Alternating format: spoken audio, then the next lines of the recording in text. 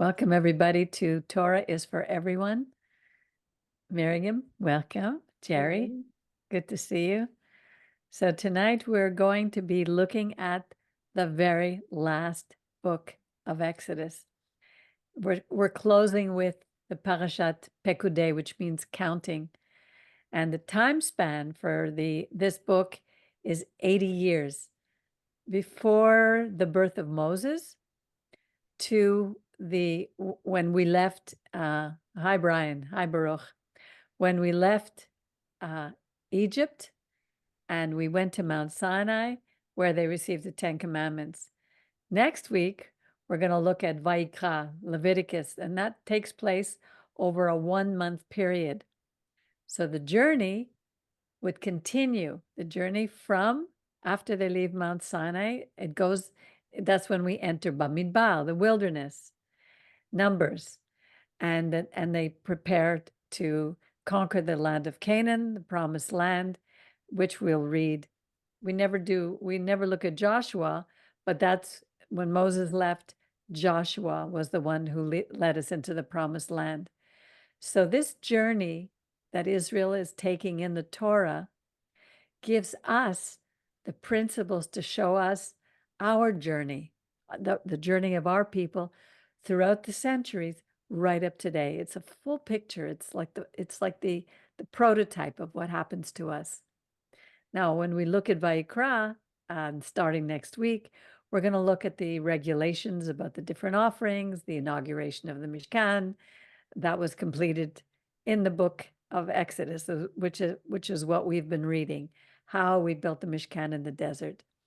Now, in the last section of Vayikra, Leviticus, God tells the people that if they follow his commandments, and the only commandments we had then were the 10, they would live in peace and security. But if they chose to ignore his Torah, they would be persecuted, we would starve, we would live in fear. But even then, God would never forget us, and he would never forget his covenant with us, and he would always redeem his people. Now, this idea is repeated throughout the scriptures. If we, like in Exodus 19:5, if we would only obey him, he will protect us from our enemies. Talks about it in Deuteronomy. If you have a chance, read Deuteronomy 28, where the promises are just so clear. Everything that will happen to us when we obey and what happens to us when we disobey. So now let's look back at the picture. This whole book of Exodus has given us a beautiful picture. And it started when Joseph was sold by his brothers to slave traders who headed to Egypt. And the slave traders were on their way to Egypt, and Joseph's brothers were jealous of him, and they sold him to these slave traders. So now, at the very beginning of Exodus, we see Jacob, his other sons, the 11, their families, and their servants all heading to Egypt because of a famine. And Joseph was already there, and he saved their lives. Now, this set the stage for the future nation of Israel to be born, to be formed, and that's who we're from.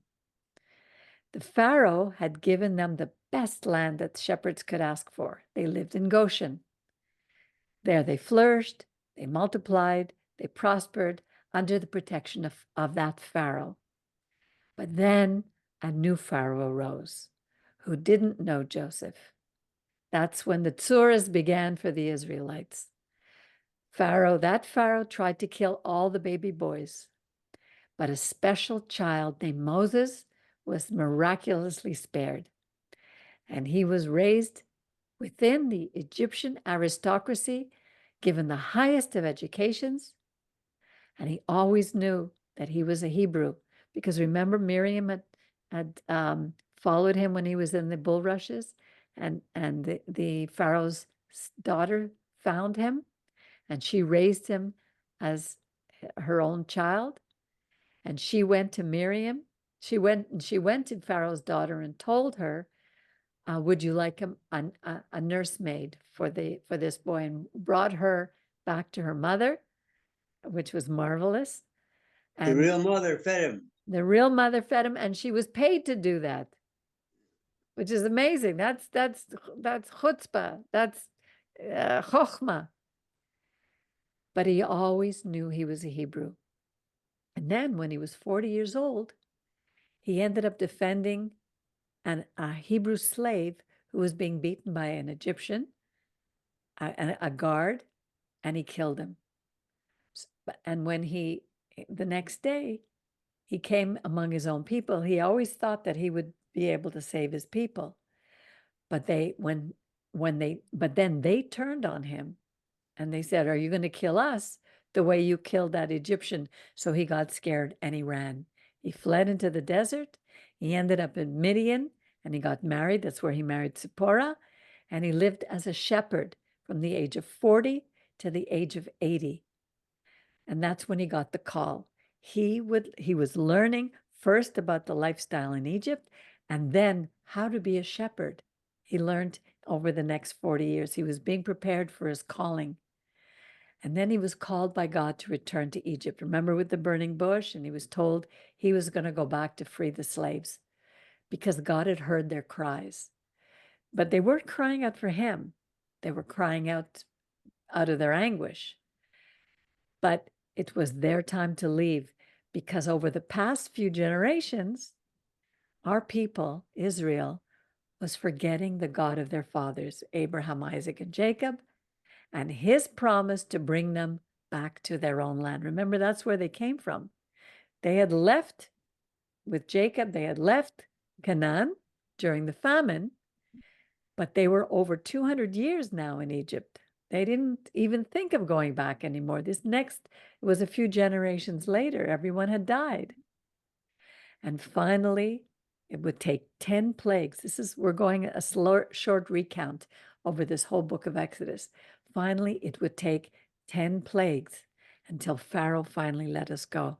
That's how stubborn he was. But during this period, Egypt was devastated because of Pharaoh's stubbornness. And during that time, Israel was protected in Goshen. Moses didn't want to lead these people. He remembered that he was rejected. And he was afraid that they would say to him again, "Who do you think you are?" And he told God, who do I tell him is going to send me? Who has sent me? And what did God say? Just tell them, Ehyeh asher ehyeh. I am who I am. That's it. I am that I am. You can't define an invisible God. But the Egyptians had taught Israel, the Israelites, all about their gods, and they were totally immersed in those gods. So Moshe had to lead these people out, and let me tell you, he was a reluctant leader, like many of us. There are many reluctant leaders. We've been given gifts. We have many qualities. But do we want to use them for the good of the community, or do we keep them for ourselves? Do we use them in our own way instead of in the role that God is giving us? Very few of us are willing to look at that. So what were the qualities that God saw in Moses to make him be a chosen one? What do you think? What were his qualities?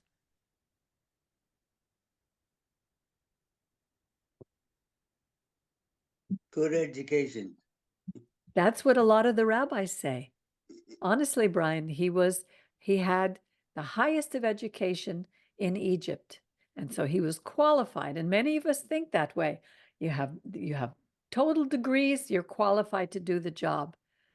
But is that what you think God looks for? What does God look for in us? He did not have a slave mentality being brought up in the Egyptians. Right. But further than that, he was one of the most humble people, and yes. that was an absolute requirement. Yes, absolutely. And he had the other qualifications, as Baruch has said. He probably had an education being brought up in the palace in Pharaoh, so he had the education, and he did not have the slave mentality.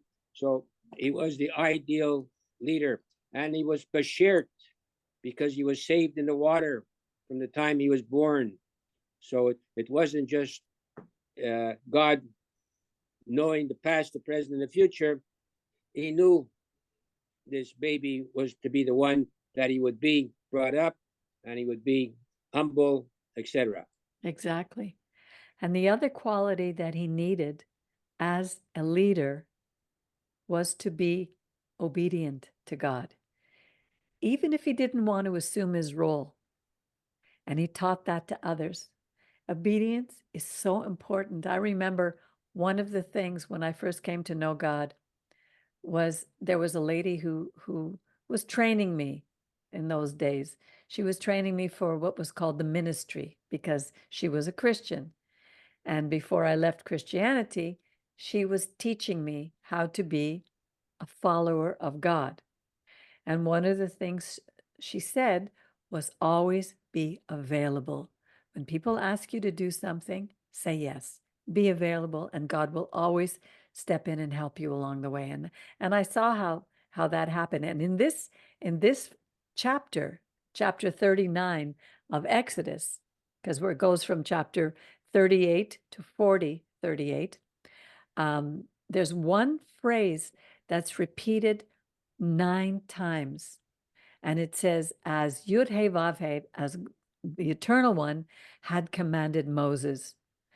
Over and over and over, we see that the people had performed the tasks that Moses had commanded them to do.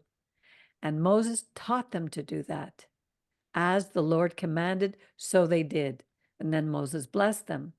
So not only do we need qualities to be a good leader, you need to be humble, which means you're teachable. You need to be willing to learn. And the other one is obedience, ready to learn, ready to do. And we see the difference between the Moses, who was the humblest of men, and Pharaoh, who was the most stubborn. You saw how God gave Moses success, and Pharaoh needed to be broken. And not only was he broken, he lost his family, his people, his land. He lost everything. Stubbornness is the worst thing that we can be. We always need to be open and ready. And then we have to teach others by example, by our example. Now, Exodus 38 begins with the counting of all the elements that were used to build a Mishkan by their weight and by their value. If we read it, I had chosen today not to read the verses because it's a repetition of all the elements that we read throughout the book of Exodus about the building of the Mishkan, what it took to build a menorah, what it took to build all the insides, all the things that were brought, the gold and the materials and the silver and the bronze, all the things that were brought, and they were all weighed out. They were in this chapter 38, it gives us the value of all these things. And it's interesting because I just led. Peggy, we just lost you for a second, so it gives us what? Your It gives mic us- went. Oh, really? Okay. It gives us the value of all the things that were brought into the Mishkan by weight, how much they were worth. And in our congregation, we just had a meeting where I, as the treasurer, had to bring the accounts of everything that we spent in the last fiscal year to see where we are. We have exactly what we need to continue our work, and I'm so grateful for that. So when the Mishkan was completed, the people were asked also, it's okay, you can stop bringing now. They had enough. So it's important for us in our own lives to make an account of where we are, not only financially, but also with our own value. What are we worth? What are the gifts and the talents that God has given each of us? Can you name a gift or a talent that you have? Baruch, what do you think is a gift that you have? Making a promise to yourself that you're going to do it. That's very good. And when you say you're going to do something, what do you have to do? Do it. Exactly. You say you're going to do it, do it. But If the you people can't do who it, say- don't say you're going to do it. No, there's people who say they put the word promise in it and they don't do it. Exactly. That's I do very it without a important. promise. Pardon? I do it without a promise. Very good. Well, that's why it says the Torah teaches us, do not swear. Do not swear by heaven or by earth or by anything. But if you say you're going to do something, keep your word. That's really important, because if you don't keep your word, people lose respect for you and they stop trusting you. And what else? Miriam, what is a gift that you have? Uh, well, aside from,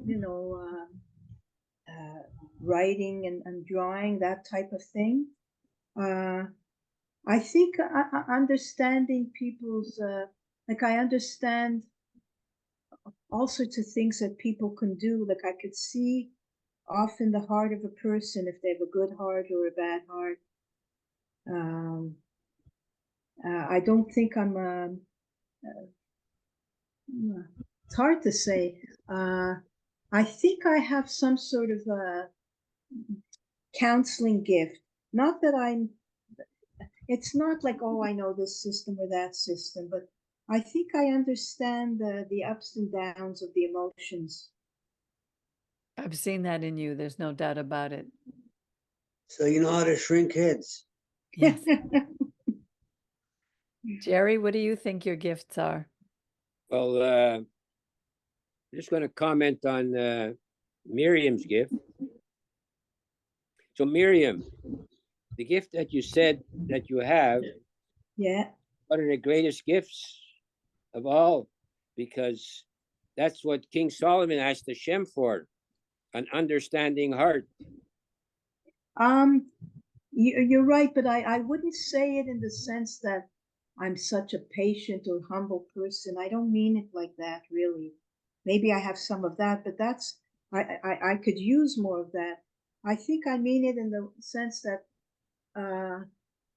I could understand people's emotional journeys, and I could understand people being in all sorts of different places, and the journey it is to climb out of certain places, and in that way. I don't think that's what Jerry meant, Miriam.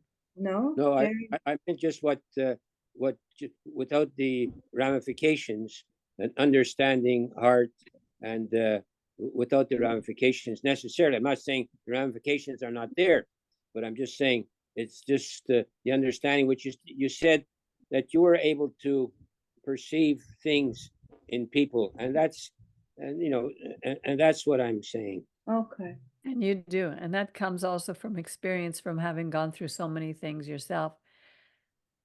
I think that's one of the reasons Moshe had to go through so many things to give him the experience that he would need later on. How about you, Jerry? I just did.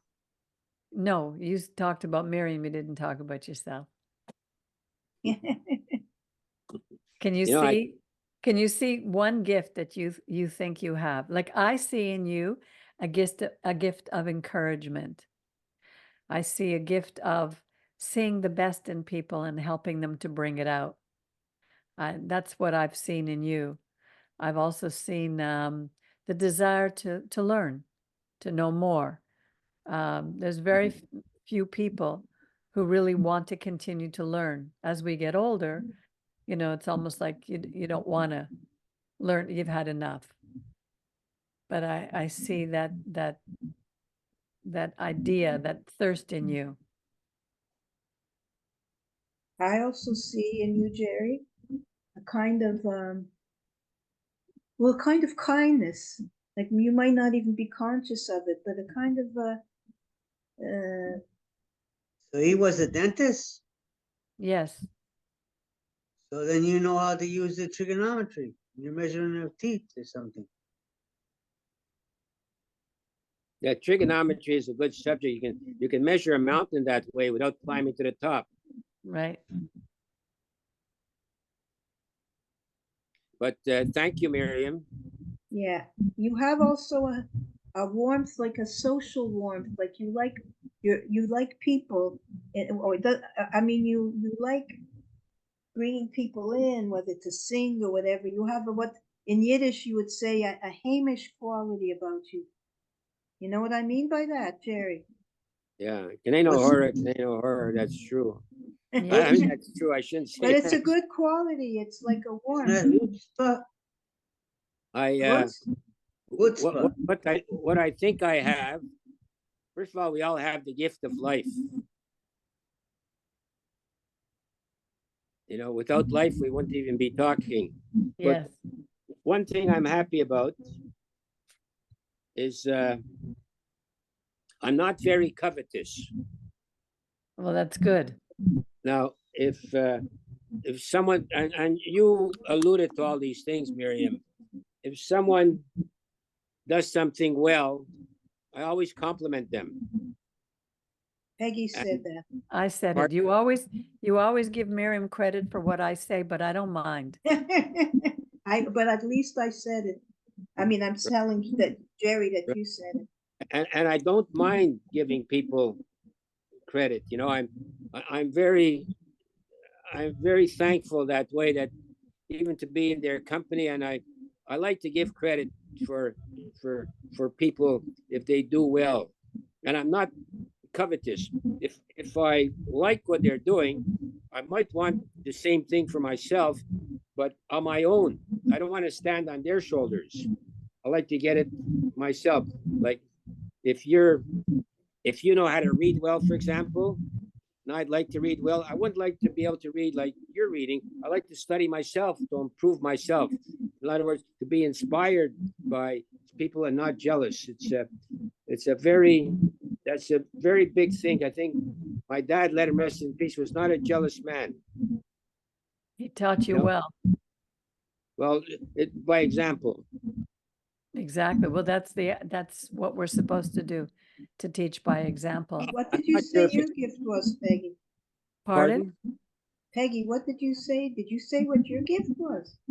No, I haven't said anything about myself. There's Okay, some background noise. I don't know what it is. Do you hear? yeah, I hear a bit. Let me try to mute you, Brian, and see if it stops. I don't know if it's coming from you. Let me see. Yeah, it's gone now. There's something in your speaker system, Brian. I'm just going to keep you on mute unless you want to say something. Then you just unmute yourself and then go back Yeah, on mute. Okay? Peggy Yes. is very complicated, Miriam. Very complicated. Are you still there, Miriam? Yeah, I just went to close the window. Yeah, What did you say? Peggy is very, very complicated, very simple, very understanding, and she's open. Her door is open to everybody, to ideas. You're talking about Peggy. Yes. And you too. No, but that's just because I was closing the window. Yeah. Yes. So she has that quality of sharing and listening to others, and that's very important. That if you have an idea, she won't poo-poo it. She'll explore it. She might not do it, but she'll explore it. That's allowed me to grow so much, because I'm so grateful to have that. I'm not, I've always learned, don't be afraid to make mistakes, that we learn from our mistakes. I used to think the mistakes that I made were the worst thing I could have done. But now at my age, I could see that these mistakes, we make restitution for the things we do wrong, and we learn more from our mistakes than we ever learned from what we do right. And I've learned also, what you said before is that you don't covet from others. That's the 10th commandment. That's probably one of the most difficult of the commandments that we have. That and number 9, which is speaking against somebody else, putting them down, giving them a false witness against them about their characters. That's called Lashon Hara, the evil tongue. And those are very, things that we mustn't do. And we shouldn't compare ourselves with anyone else, because each of us has our own value. That's what Exodus is about, that all these elements brought into the Mishkan had value. You know, we learned that even everybody had to bring a half shekel, so that showing that every one of us had value. The rich weren't to bring more and the poor weren't to bring less. And the best thing that we could do is to not compare ourselves with others, but to take an accounting. Pekudei is to take an account of ourselves. How am I better than I was last year at this time? Am I better than I was 6 months ago at this time? So this helps us to see whether we're on the right path. Now, if we continue in the story of Exodus in chapter 40, we'll see that God told the people to set up the tabernacle, the tent of meeting, the Mishkan, on the first day of the first month of the year. What's the first month of the year? What do we celebrate at the beginning of the year? Nisan. Yeah, and what do we celebrate in Nisan? What's the holiday? Pesach. Pesach. That's our new year. And we completed it on the first day of the first month of the second year.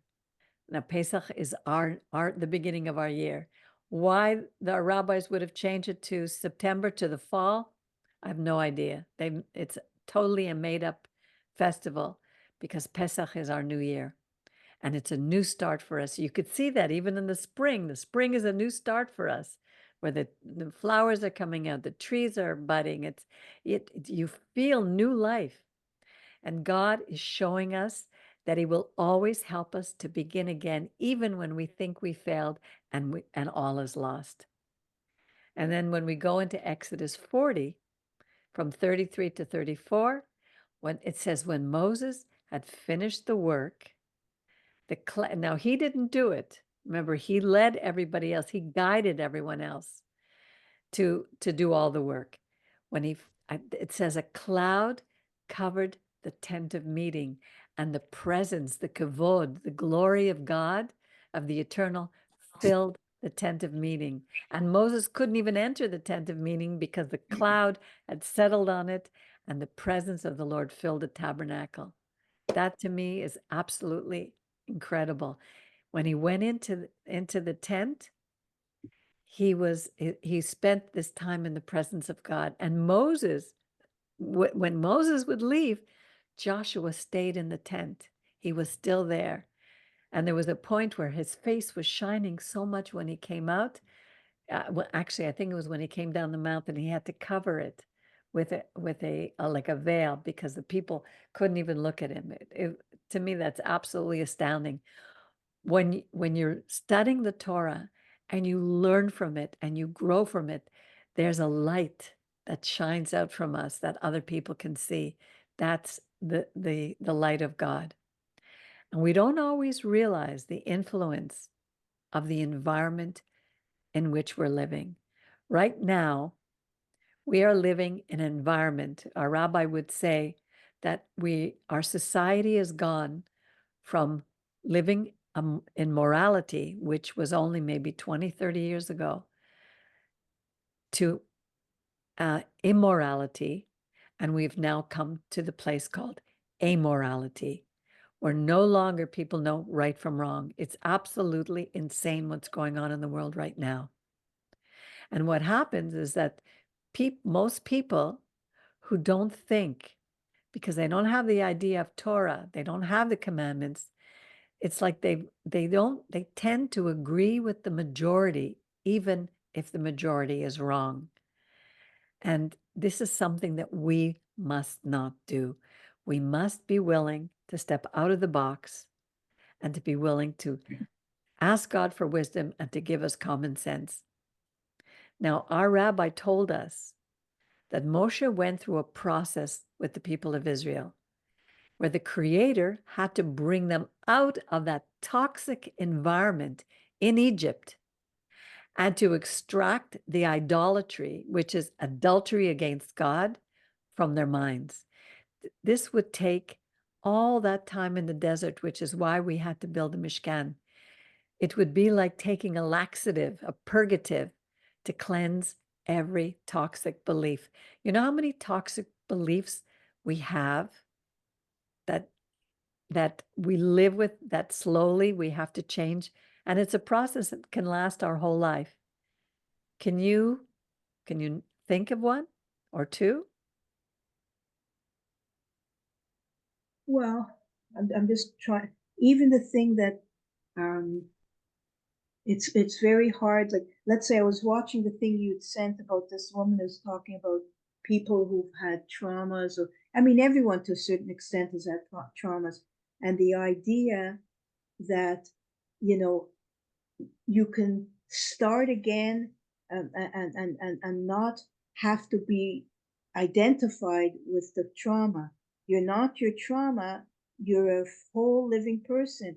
So we move on from that, but we tend to get locked in our own past or whatever. And I know that's probably not exactly what you mean, but that's sort of something that Well, we're living in a modern society, and in our modern society, because we have no Torah, because we've lost the idea of commandments, the majority are believing things that are actually toxic to our health.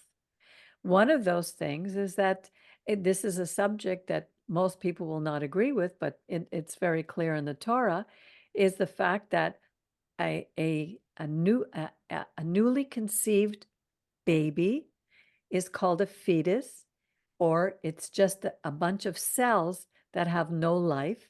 And so you can take the life of that fetus because it's not a human being yet. Many of us learned that, and being the majority believes it. But according to the Torah, it isn't true. According to the Tanakh, as soon as a baby is conceived in the womb of the mother, it is a separate entity, and it has a soul. It has the Spirit of God already living in it. And when we take the life of that soul, we are committing murder. But most people will say that the woman has a right over her own body, and that she has the right to abort this baby. In other words, she has a right to murder her own child. And they'll say it even to the point now where even in the last trimester, the last few weeks, when if the child is still inside the body, it's okay to kill it, but if it's outside the body, then it's murder. But the mishigas is that if the mother were in an accident and the child dies in the mother's womb, the person is committing a murder. So you could see how, I mean, the person who caused the accident is charged with murder. So you could see the insanity of that whole thing. Another thing that people have come to believe now that's okay is that men and women don't have to be men and women anymore if they choose to identify as something else. You can even identify now as being a horse or a dog. I mean, this is what people are saying is okay. These are toxic beliefs that are destroying our society. And basically what everybody is saying by these things is that God is a liar. They're cursing God. They're saying that we are the gods, and we have our beliefs take precedence over his. That's the type of thing that I mean. It's not even that ours takes precedent. There is no God to take it. It's even beyond that. There's no, that would be maybe immorality, not amorality. There's no God. Yes, Brian. We have to. We have to. Oh yeah, somebody on the Jeopardy says as a lady, and she says my wife. Right. She's playing the male part. Right. He's the female part. Right. And the world would say that we are what's called homophobic. We've given it a name. and that there's something wrong with us if we believe that. But basically, what they're saying is that they are now playing God, and that God doesn't exist, that they have a right to put the words in God's mouth, where God said in the Torah, do not add or do not take away from my word. Jerry, I'm could you? moving Yes. my iPad to a plug. I'll be off for about a minute. Okay.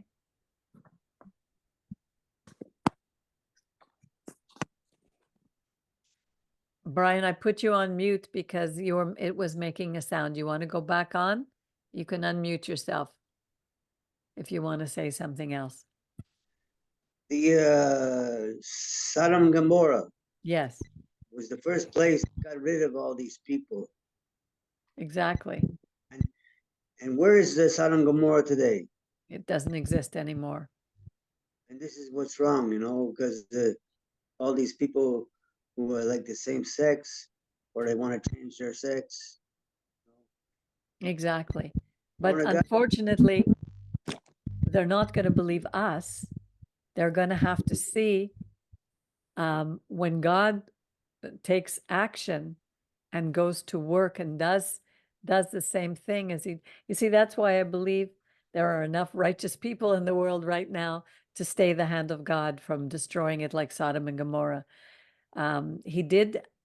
Can you think of when he destroyed the world the first time?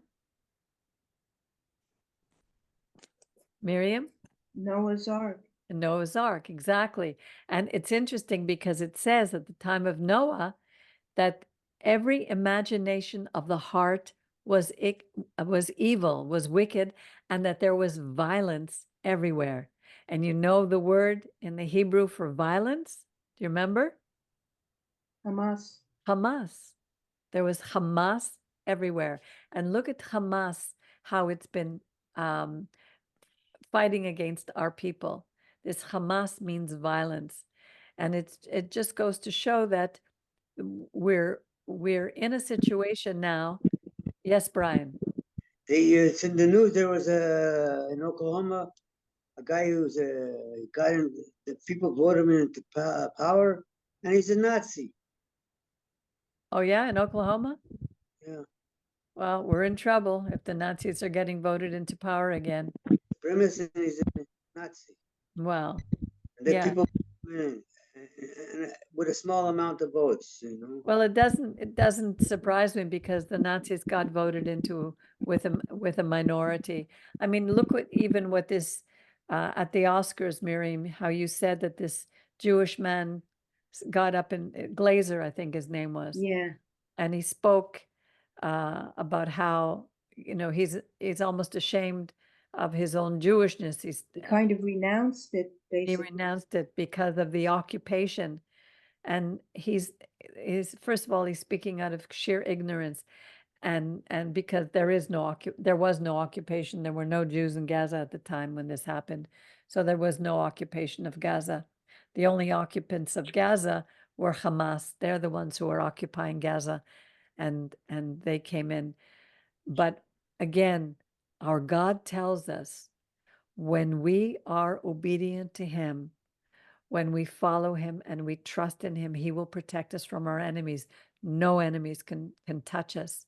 So we have to always look at ourselves. Remember what was happening here in the book of Exodus. When Moses went up to get the 10 Commandments, we sinned. We were down at the base of the mountain. Moses was gone for 30 days and 40 days and 40 nights. And we thought that our leader was gone and we were lost in the desert. We didn't know what was going to happen. They were afraid and they built the golden calf. And that day, 3,000, when Moses came down, he threw down the stone, the 2 tablets of stone, pulverized them, made us drink them. And he told the Levites, whoever's with me, stand with me, and whoever, take your swords and go among our own people. And 3,000 were killed that day. So we have to be aware that there are consequences. Someone said to me, well, was God punishing us? And I said, God doesn't punish us. What happens is we pay the consequences for our own disobedience. God loves us and he wants to protect us from our enemies. But this is the whole idea of the building of this beautiful Mishkan. God would bring us on Shabbat. The Shabbat was the glue to hold the community together, to bring us to the Mishkan, to the one place where we would gather. He would meet us there. He forgave us for the golden calf. He ordered us to build this Mishkan in the desert, where he would begin to refocus our attention away from the gods of Egypt and to him. So he would make us into a cohesive community. And this cohesive community, he would give the 10 Commandments to. He gave them to us, and he says, your job is to bring these to the whole world, to bring them to all the nations so that we could live in peace. Yes, Baruch. You have to unmute yourself. These people where they're calling Jewish and they're not Jewish, they have that problem. No, they didn't. Well, the Jewish girls that marry the non-Jews, and they don't kosherize their sons. Well, first of all, we don't believe in, I'm going to put you on mute again because you're making that noise. Sorry, Brian. First of all, we don't believe in this community in conversion. Because conversion is just changing one religion for another religion. But what we look at is when somebody wants to join and be part of Israel, they're like saying, like Ruth, I want to be with your people. Your God is my God. That's what in the Torah was called the ger. The ger were the stranger among us. If you look at the story of Caleb in the book of Exodus, when they sent the spies into the land, to spy out the land, the 12 spies, 10 came back with a negative report, and only 2. Oh no, this is, I think, is in Bamidbar. Only 2 came back with a good report, Joshua and Caleb. Joshua was an Ephraimite. He was from the tribe of Joseph, and one of his 2 sons. And the Caleb was a Kenizzite. His family joined Israel. His family were put into the tribe of Judah, and he became the leader of a tribe of Judah, which through whom the Messiah would come. Yes, Brian. They were kosherized, these guys. Not in the desert. You're talking about kosherized meat. You're talking about a Brit Milah. Yeah, these guys Yes, were. that was the covenant, but they weren't in the desert. But after Joshua brought all our people into the land, because nobody had the Brit Milah in the desert. Remember, even Moses' 2 boys didn't have the bris. It was Zipporah who did it when they were in the desert. So, but that doesn't mean they were kosherized.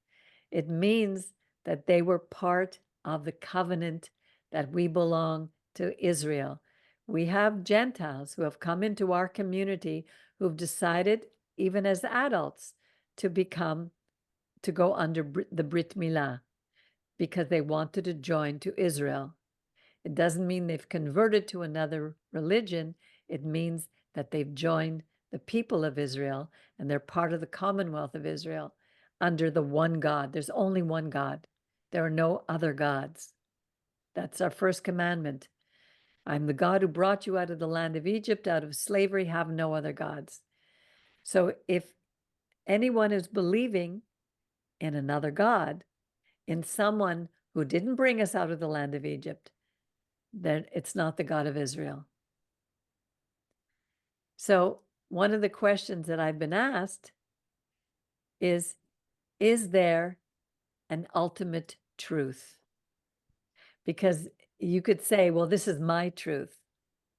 But when we talk about the Torah, it's not personal. It's not my truth or your truth. It's ultimate truth. This is God's truth. And it's the Torah is the truth by which we measure. You know that when you're an architect, you have a plumb line, and the plumb line measures the how straight you have to follow the plumb line before when you're building a building so that it's straight. Yes, Brian.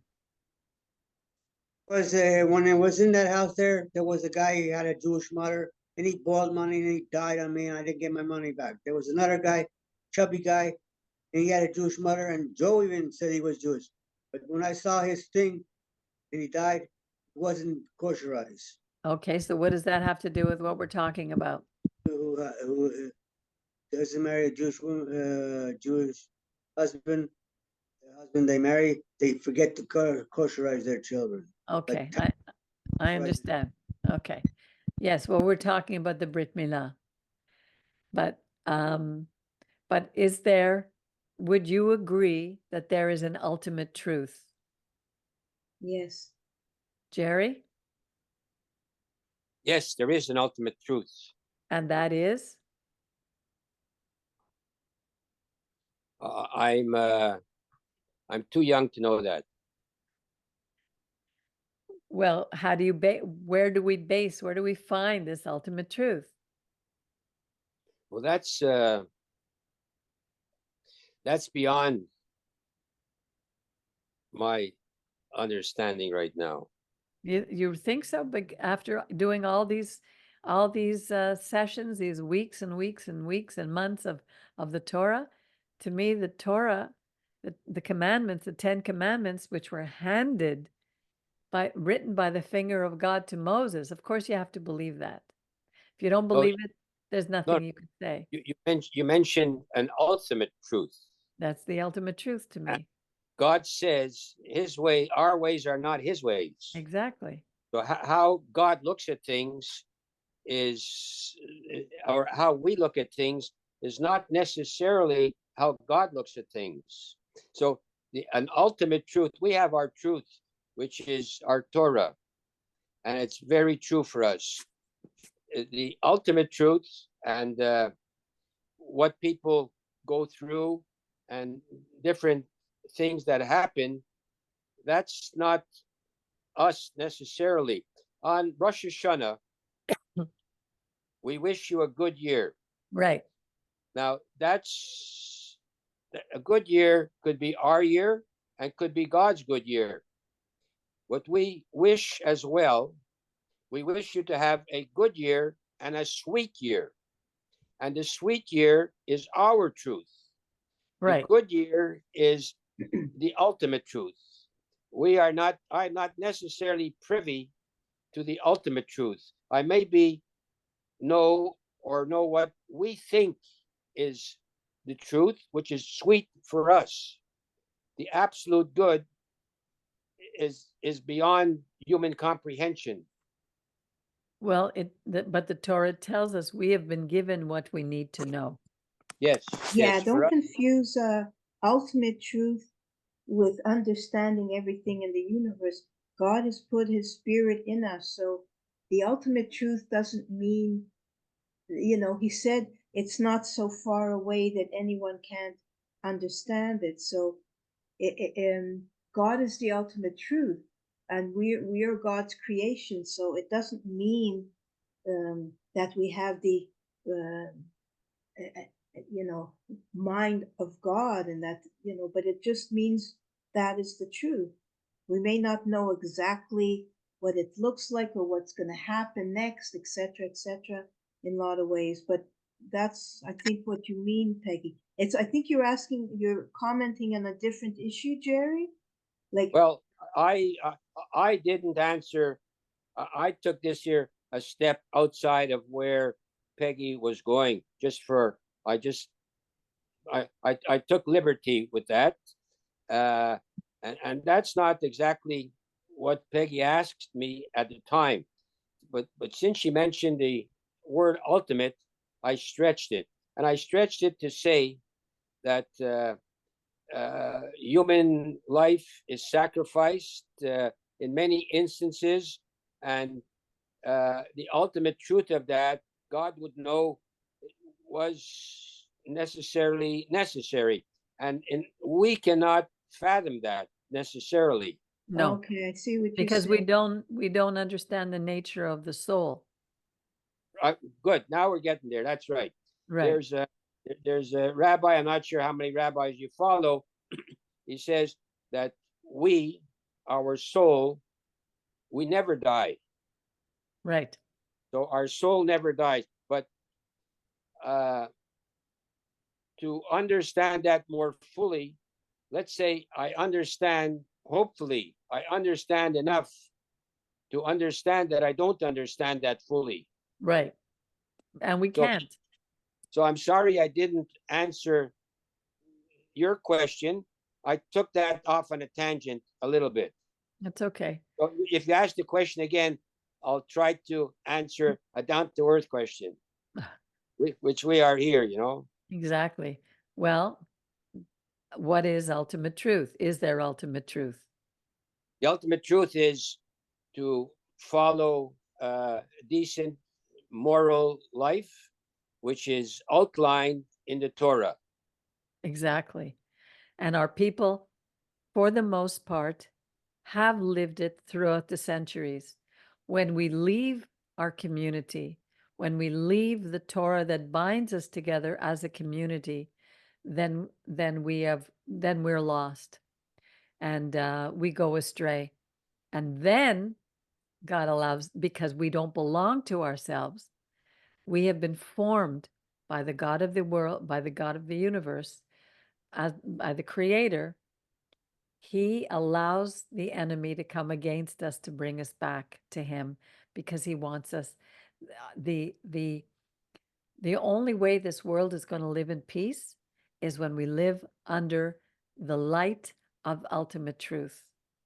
And every religion will say it has the ultimate truth. But every other religion, every later religion has to destroy the Torah in order for its ultimate truth, its truth, to take effect, to be believed. But if you look at all the religions, they usually take over with a sword.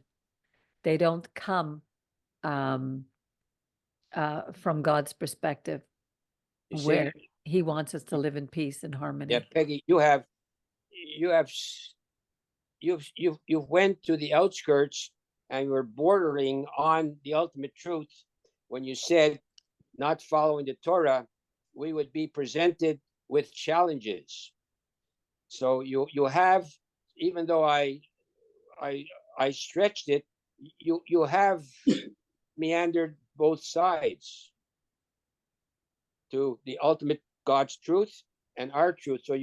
So even though I answered, so now I'm not regretful that I did answer the other side as well, because you answered this side, and then you mentioned that if we're not following the Torah, we will be presented, I will say, with challenges, and you skirted on that slightly.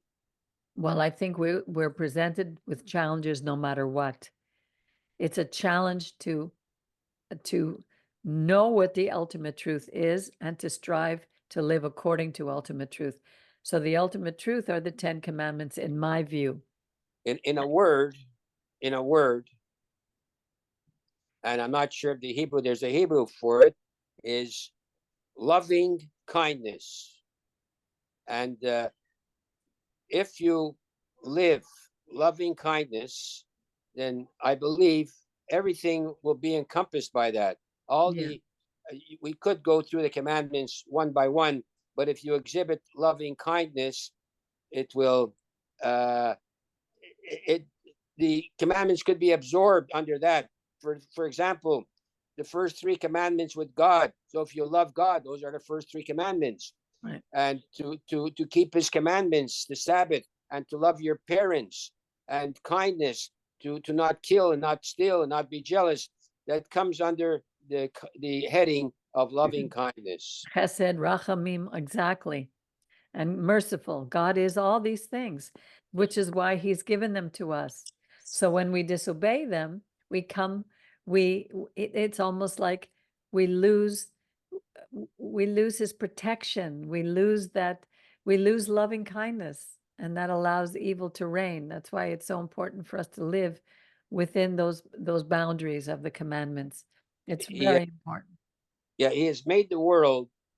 He cannot make it in total mercy, and he cannot make it in total justice.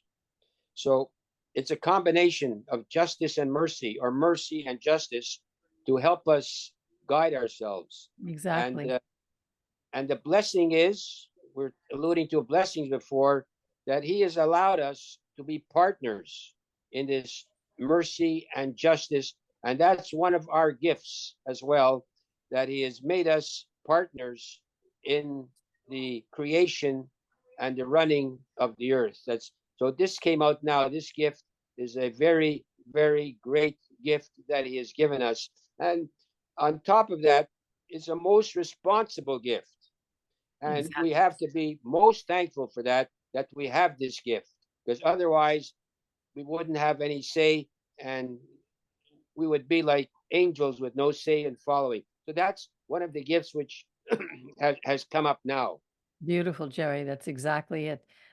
And that justice is so important. Our rabbi used to talk about it all the time. Tzedek, tirdof, justice, justice, we must pursue. And he would always say, my rights end where your rights begin. Right. We always have to be. And he gave us the responsibility to have a share in the creation and maintenance of this world. Exactly. Where he wishes to have a dwelling place. And since he wishes to have a dwelling place, he cannot give any greater responsibility to anybody for the task. And that is our challenge. It's a challenge and a struggle to every single day when we choose everything that we do. How do we make these choices? Do we choose something out of love, out of revenge, out of goodness, out of hatred? He tells us even to love our enemies, which is not an easy thing to do. You're getting me inspired here, Peggy. I like that. I like that. You're getting me going, you know. That's hey, Miriam, and you can see this, hey Miriam? Yeah. I can see you're smiling, like, and you're not only understanding, you're relishing. Life's a journey. It is. And the journey that Israel takes is very similar to our journey. Our journey is filled with trials, is filled with struggles, but it's how do we handle the journey? And it's important to know, as he always would say, is that we're on an upward spiral.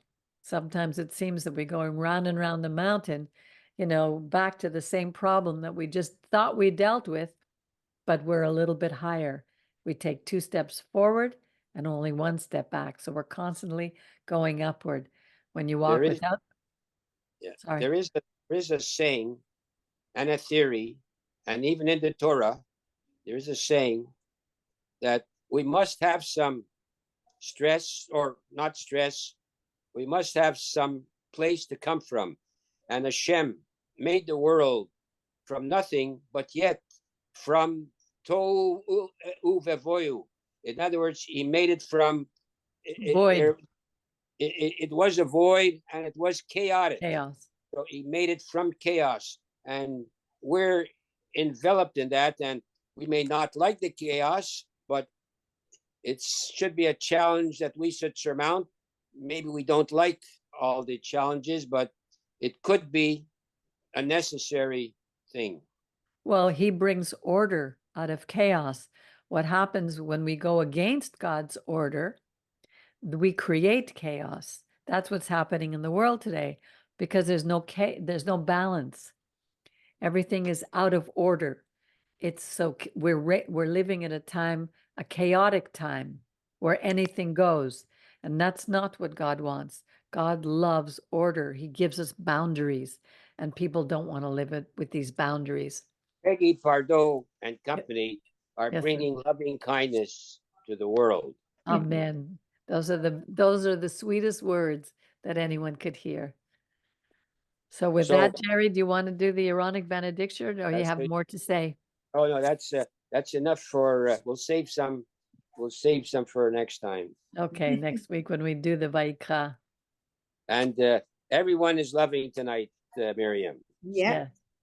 and kindness, and that's including the two guys, the two girls, Baruch, Sherry, and Peggy, and Miriam. Yes, And- Brian, what were you Yeah. want to say? Vayikra. Last bonus question was Vayikra. Yes, exactly. And the Kohanim bless the people. It's with, which is be, ahava, with love. It's all the main important things, the prime blessings, which parents bless their children with. It's be ahava, and this is the blessing. Baruch atah Adonai Eloheinu melech haolam asher kiddushanu b'kdushaso shel Aaron v'tzivonu levarechas amo Yisrael be'ahavo yavarechecho Adonai v'yishmerecho